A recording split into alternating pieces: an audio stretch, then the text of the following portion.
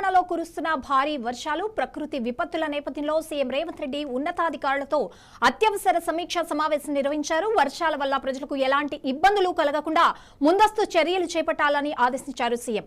క్షేత్రస్థాయిలో నిర్లక్ష్యంగా వ్యవహరించే అధికారులపై తీవ్ర ఆగ్రహం వ్యక్తం చేశారు. వర్షాలపై జూన్ 1నే నిర్వహించిన రివ్యూలో అన్ని ముందస్తు సూచనలు ఇచ్చినప్పటికీ జూన్ 9న వర్షం వచ్చినప్పుడు అధికారులు సరిగా పనిచేయలేదని సీఎం అసంతృప్తి వ్యక్తం చేశారు.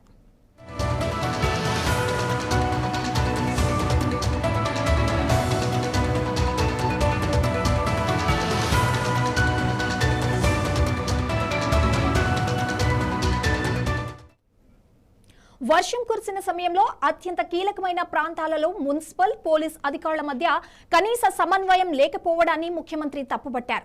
ఇకపై వర్షం పడినప్పుడు నీరు నిల్చే ప్రాంతాలు, ప్రమాదకర ప్రాంతాలు, విపరీతంగా ట్రాఫిక్ జామ్ ఏర్పడే ప్రాంతాల డేటా ఆధారంగా ప్రణాళికాబద్ధంగా పనిచేయాలని ఆదేశించారు.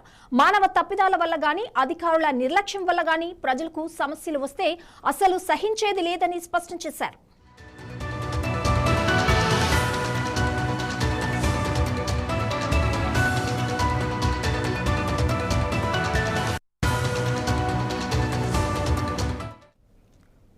వర్షం కురుస్తున్న సమయంలో ఊరికే ఏసీ గదుల్లో కూర్చుంటే కుదరదని, ఫీల్డ్లో ఉండని అధికారులపై కఠిన చర్యలు తీసుకుంటామని సీఎం హెచ్చరించారు.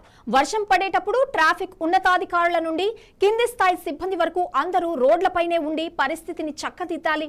అవసరమైతే ముఖ్యమంత్రినైనా నేను కూడా స్వయంగా రోడ్డు మీదకి వస్తాను అని రేవంత్ రెడ్డి తేల్చి చెప్పారు. అలాగే వర్షాల కారణంగా ఎక్కడా విద్యుత్ అంతరాయం కలగకుండా, ప్రమాదాలు జరగకుండా విద్యుత్ శాఖ పూర్తి స్థాయిలో సన్నద్ధం కావాలని ఆదేశించారు. నగరంలో వర్షం వల్ల ట్రాఫిక్ జామ్ ఏర్పడితే కఠిన చర్యలు ఉంటాయని హెచ్చరించిన సీఎం ట్రాఫిక్ నియంత్రణను మరింత బలోపేతం చేయాలని సూచించారు. ఇందులో భాగంగానే ట్రాఫిక్ విభాగాల్లో ఉన్న ఖాళీలను తక్షణమే భర్తీ చేయాలని అధికారులను ఆదేశించారు. వర్షాకాలం ముగిసే వరకు అన్ని ప్రభుత్వ శాఖలు అప్రమత్తంగా ఉంటూ పరస్పర సమన్వయంతో ప్రజలకు అందుబాటులో ఉండాలని ముఖ్యమంత్రి రేవంత్ రెడ్డి స్పష్టమైన ఆదేశాలు జారీ చేశారు.